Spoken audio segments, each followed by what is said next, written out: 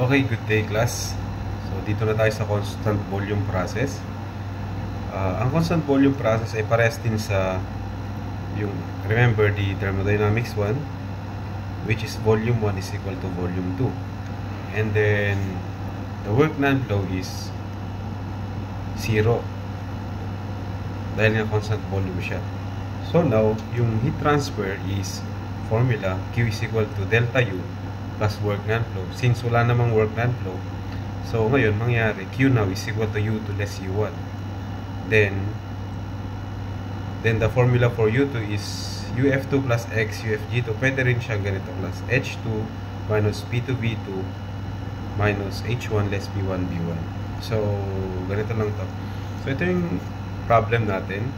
1 kg of steam at 260 degrees and with an enthalpy of 1861 kJ per kilogram is confined in a rigid body container.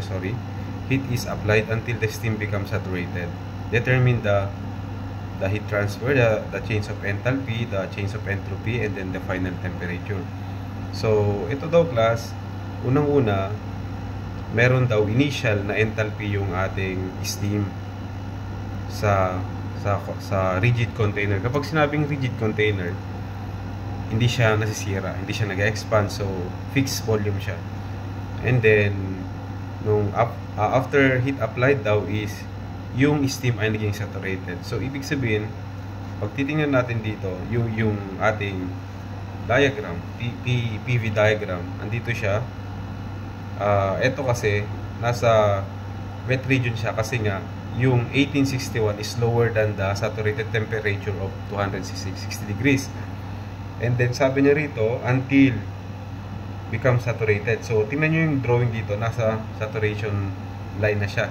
Kahit dito sa TS diagram, nasa saturated line siya, which is sa point 2. So ang pag-solve dyan class is, unang-una, ito yun, tingnan mo natin mga detalye.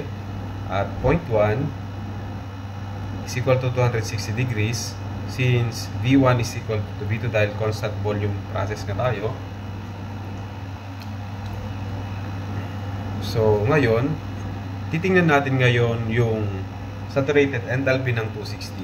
So ang saturated enthalpy at 260 is 2796, which is greater than H1, na kung saan ay ang H1 natin is 1861. Hindi ako nagkakamali. So steam is wet tayo. So kung wet yung steam, kukunin natin yung quality. So now, ito yung itong HF1, SFG1, SF1, SFG1, UF1, UFG1, BF1, BFG1 is, tingnan nyo sa may steam table.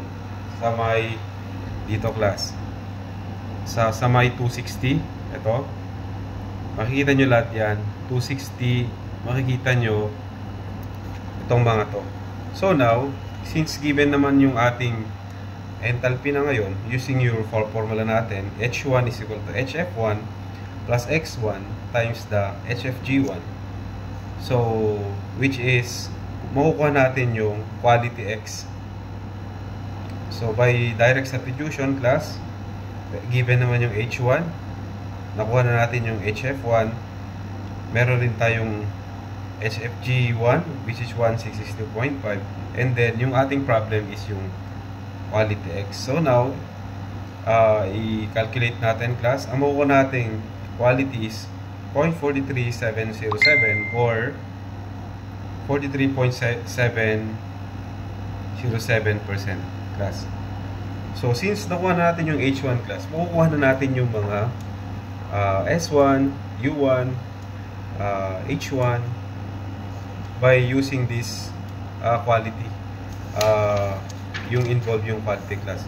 So dito, isosolve na natin na yung S1, yung U1, tsaka volume 1. So first, sa S1, using the formula, SF1 plus X1, SFG1. So wala tayong S1 class. Itong SF1 is nasa steam table. And then nasolve na natin yung X class, which is 43707, times ito naman 3.1181. Ito naman SFG ng 260. So ang S1 na natin ngayon class ay ito, pag nasolve kinalculate natin, ang S1 is 4.266. So yung ano naman natin, internal energy, again, yung formula ulit natin, U1 is equal to UF1 plus X1 UFG1. So, given naman na tong mga given naman na tong UF1, as ito yung kanina, nasa system table, nasolve na natin yung entropy, and then nasolve din nasa system table naman na itong UFG1. So ngayon, ang U1 na natin nga, pag i-calculate natin to, ang masosolve natin is 1771.276 kJ per kilogram. So, yung volume 1, hindi ko nakita, kaya dito ko na lang siya sinolve. Plus, parang sa likod yata, nakalimutan ko. So, yun pa rin, class. Yung formula pa rin natin, VF1 is equal to PF1 plus X1 BFG1. So, direct substitute mo lang to. Ang makukuha mong volume 1 is 19.16674 liter per kilogram. So, ngayon, di ba sabi niya kanina, ang sinabi niya kanina sa problem is magiging hanggang sa naging saturated niya. So, ngayon, since ito, class, ito na yung volume 1 natin, which is equal to volume 2. Tingnan natin ngayon, class, sa may steam table, kung saan natatapat itong 19.16674 liter per kilogram, which is equal to volume 2 sa steam table. Tingnan natin. So, dito, class, tingnan natin, maghanap tayo ng 19. So, in between siya dito, class. Makikita nyo? Andito siya, class. Under siya ng 307 at saka 308, class. Makikita nyo? Ito siya, 18.975 and then 19.294. So, by interpolation, class, makukuha natin mga 0.2. So, ito na.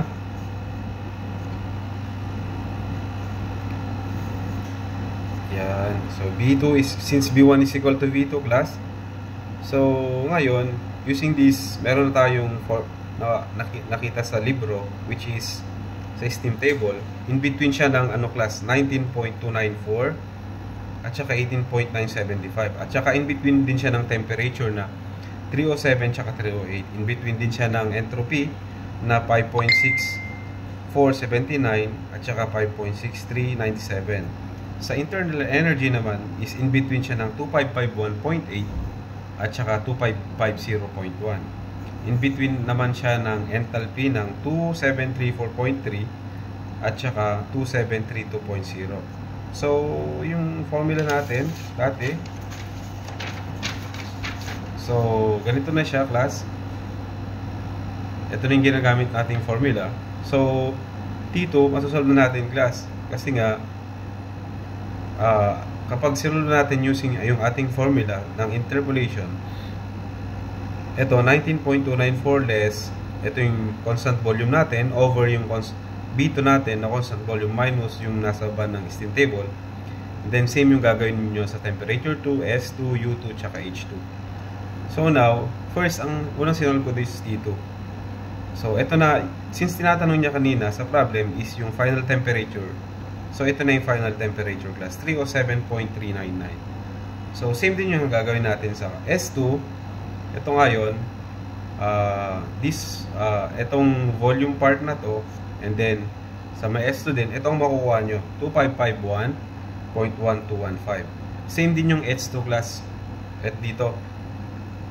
Ang makukuha nyo is 2733. So, dito na lang, for letter A, heat transfer, since heat transfer is delta U or U2 less U1, kukunin nyo na lang yung U2, ma-minus nyo na lang, class, makukuha nyo to. Ito yung final na U2 natin, 779. And then yung enthalpy, change of enthalpy, just kunin nyo lang yung H2 less H1, makukuha nyo na yung 872.38. So, pati rin yung delta S plus also your change in entropy. Change of entropy. So, isi-send ko itong sample sa inyo, and then mag-review nyo, and then next is isothermal naman tayo.